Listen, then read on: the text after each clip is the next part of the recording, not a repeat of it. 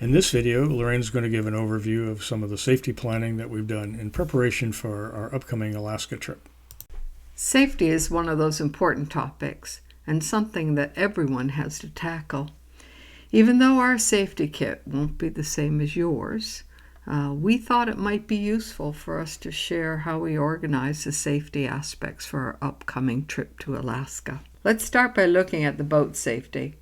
The manufacturer has many safety systems that are built in, such as monitoring and alarm systems. Examples include like the carbon monoxide or the high water level monitoring system. So I'm not going to review these, but it is a category in itself. And then there's the regulatory requirements. These are the things that you need to have on the boat in order to keep compliant. And lastly, there's all the extras that we would like to have. And in this category, there are options. It's really quite individual depending on your risk tolerance. You may have some or none of these items, but this is where we ended up. Here you see the regulatory requirements for Washington State. There are federal ones also. And if you're traveling through multiple states, you might want to check each one out individually because there could be some variances. The third category is what we have referred to as extras. Here's a list of what we have included.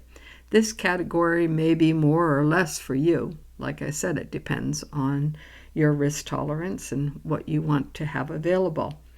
I'll not go through each one of these individually, but there are basically three buckets. One is communications, one is boat emergency maintenance, all the way to being prepared with a ditch bag for that catastrophic event where you have to rapidly leave the boat. What is it that you would need in order to survive? A ditch bag can be purchased on Amazon ready to go. However, I wanted to design what went into the bag, and so I chose to buy the bag itself and fill it with emergency items. Here's a picture of the bag that we chose. It is capable of floating up to 25 pounds is what it says. However, you can increase the floatable weight by stuffing some styrofoam into some areas of the bag. The plan is to try this before we actually need it and make sure that it does float after it's all filled. The rapid ditch bag is hopefully something that we'll never have to use. However, we felt comfortable in having it available. There are 6 general categories for items that you might want to put into the ditch bag, and they're shown here. In the ditch bag general category, we have these items that you see here. I won't go through them all in detail. I just want to show you. In the communications area, this is a big one. If you do have to ditch your boat, you want to make sure that you can contact somebody to give you some help. We did end up purchasing a marine safety kit to put into the ditch bag, and also some extras like a second skin burn dressing, some SAM splints, butterfly bandages, which are basically taking the place of sutures, and also something called an Israeli battle bandage. And you can get up to 30 pounds of pressure on a wound, which I think would also be handy given the kinds of trauma events that might happen if you had to ditch your boat. Another important aspect of a ditch bag is what if you're in a remote area and you can't contact somebody right away and you have to be able to survive. So we put in a 72-hour survival kit for 4 people. I found this on Amazon as well. And it has all the things that you would need, like food and water, blankets. I also put in some hand warmers, given where we will be. And you should also put in your personal medications. If you had to ditch your boat, what would be the kind of information that you might need to have handy in order to start up your life again? And some of the podcasts that I have been listening to and reading suggest these items. And so that's what we're going to put in our ditch bag. This last slide is before you go. Hopefully there's time for you to grab your purse and your ditch bag. And this particular purse is called a Yugo purse, and I really like it because I can put my phone in there and papers, and it has a zipper that is completely sealed and waterproofed. So I put a picture there in case somebody else might think that that's useful to use on the boat at all times. It's now my marine purse. Continuing on with the overall safety planning, the next orbit is really about the dinghy. You can use your dinghy for just going on quick jaunts where you can see the shore, or you can use your dinghy for sightseeing. And there's some equipment that you need on your dinghy in order to be compliant with regulations. And depending on how you're going to use your dinghy, there's also some extras that you might want. So these next couple of slides talk about the decisions that Bob and I made on that. This next slide shows the regulatory requirements for your dinghy in order to be compliant. And this is what we have for Washington, but once again, you might want to check the states that you're traveling through. In order to meet the regulatory requirements for the dinghy, we ordered 2 kits from Amazon.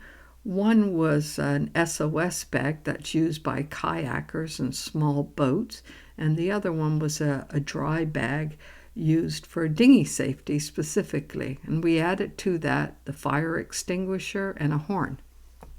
Since we want to use our dinghy for exploring away from the boat, we wanted to add in some extras.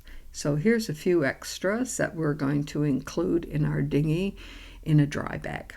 Most of them can fit in a dry bag. Next, there's the personal category.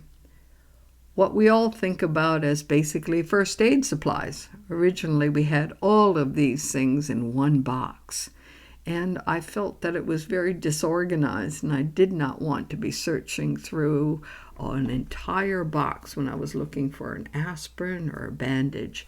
So I listened to a podcast on the boat galley by Carolyn Sherlock, and she gave me the idea of organizing the first aid supplies into categories. So here's the categories that we chose on the next slide.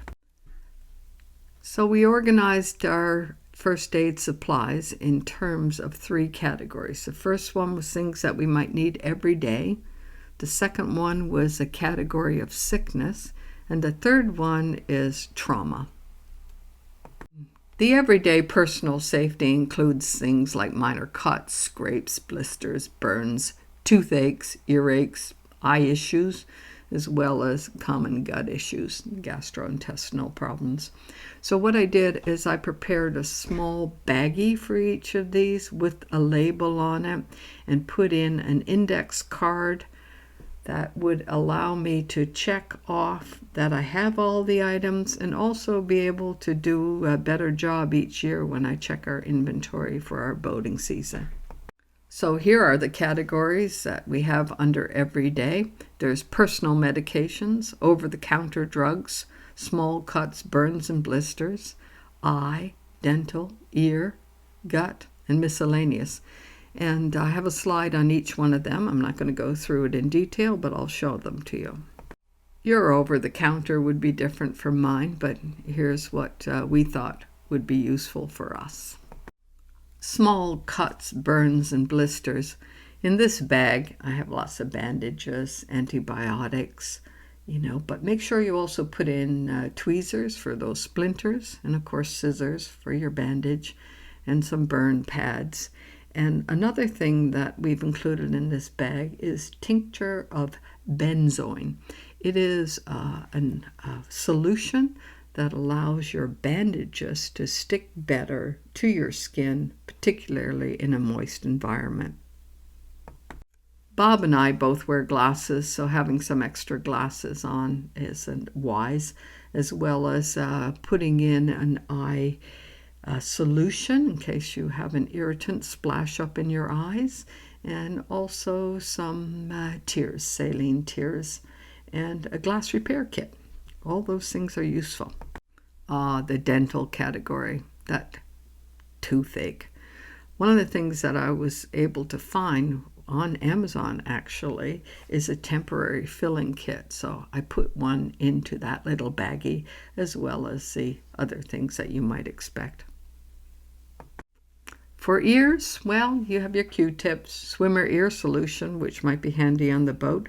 But if you can't find any swimmer ear solution, or if you run out, you can make one by having a 50% solution of alcohol and 50% peroxide. Gastrointestinal is a big issue. Here you can see some of the things that we've included in that baggie. I think the rehydration drinks might be useful, as well as all the other things that you see. The miscellaneous category will be personal and could be quite lengthy, but here's ours for starters.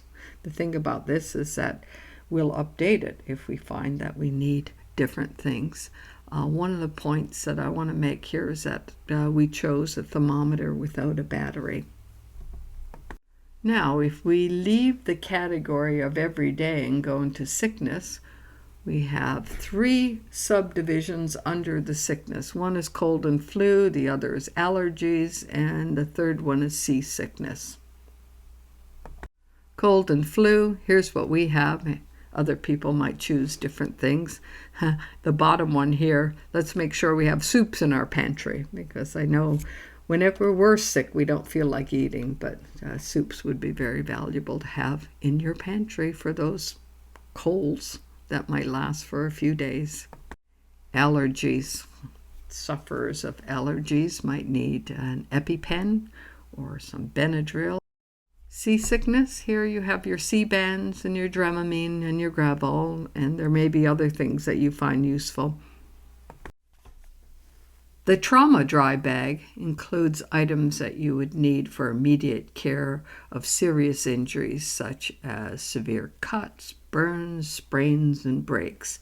There you'll see that we have some Close-X emergency laceration closures instead of sutures. You'll see that we have some splints and also an Israeli bandage, the same as what we put in the ditch bag, and some other things. But again, it's for the more serious injury, so we will not keep it in the same locker as our everyday, but we'll know that it's there, and hopefully we'll never need it. The last safety category that we investigated was pet safety for our dog Mackenzie, who will be always with us on the boat. We ordered a dog pet first aid safety kit from Amazon, and to that I added some anti-nausea motion sickness treatment, some kids antihistamine, new skin, and of course tick removal and nail clippers and a few odds and ends. For Mackenzie's comfort and safety, we also added some extras. Number 1 is a pet flotation device. That's her personal safety device that she wears when we're on the boat. A full body lift harness. We found this one and thought that it would be useful for lifting Mackenzie in and out of the dinghy, and perhaps also for getting her up to the command bridge. The third one that you see there is a swim ramp. That's so that it'll be easier for her to get on and off the boat if she does fall in or if she chooses to go for a swim. We also have a foam pad. It's a 2-inch round foam pad that fits underneath her donut bed. The reason why we have that is to dampen the vibrations that she gets on the boat when she's lying while we're underway. And of course the pee pads that we'll need out on the swim deck. So that's it. That's what we have put together. And I hope that this is helpful, and give me your comments or things that you've found helpful in your boating adventures. And I hope that we all have many years of safe boating.